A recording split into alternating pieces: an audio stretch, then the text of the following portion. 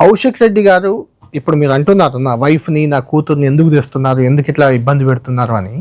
కౌశిక్ రెడ్డి గారే వాళ్ళని అడ్డం పెట్టుకొని గెలిచారు అనేది సోషల్ మీడియాలో పెద్దగా జరుగుతున్న ప్రచారం. ఎన్నికల ముందు వాళ్ళతో పాటు ఒక వీడియో మీరు రిలీజ్ చేశారు కదా, సూసైడ్ చేసుకుంటామనేది.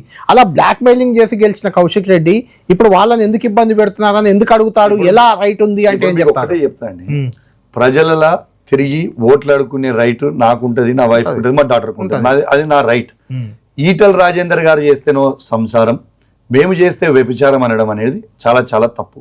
ఈటల రాజేందర్ గారు సాదుకుంటావా సంపుకుంటావా అని అన్నది ఈటల రాజేందర్ గారా కాదా? వారి సతీమణి, ఈటల రాజేందర్ గారి సతీమణి ఇలా మంగళసూత్రం చూపించి నా మంగళసూత్రం ఉంచుతారా తెంపుతారా అని అన్నది వాస్తవం కాదా? ఇలా వాస్తవం కాదా?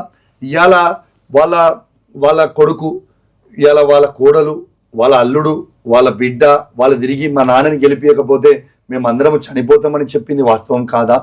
ఇలా నా హుజురాబాద్ నియోజకవర్గ ప్రజలు నన్ను ప్రేమించారు కాబట్టి నాకు ఓట్లేసి నన్ను గెలిపించి ఈటల రాజేందర్ గారిని హుజురాబాద్ నియోజకవర్గ ప్రజలు 100 కిలోమీటర్ లోపల బొందబెట్టిండ్రు. నంబర్ 1.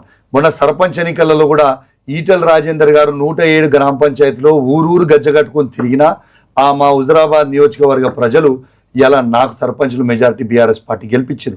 మొన్న మున్సిపాలిటీలలో కూడా 2 మున్సిపాలిటీలలో ఒక మున్సిపాలిటీ బీఆర్ఎస్ పార్టీని గెలిపించారు.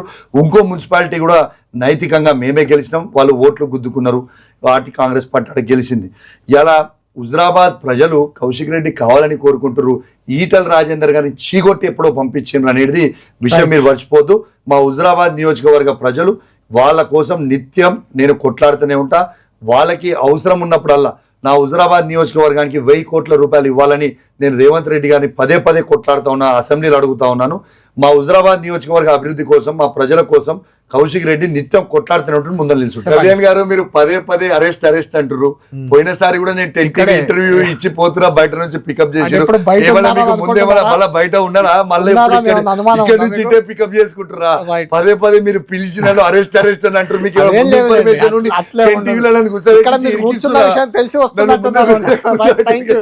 కౌశిక్ రెడ్డి గారు థ్యాంక్ యూ వెరీ మచ్. మొత్తానికి చూడాలి.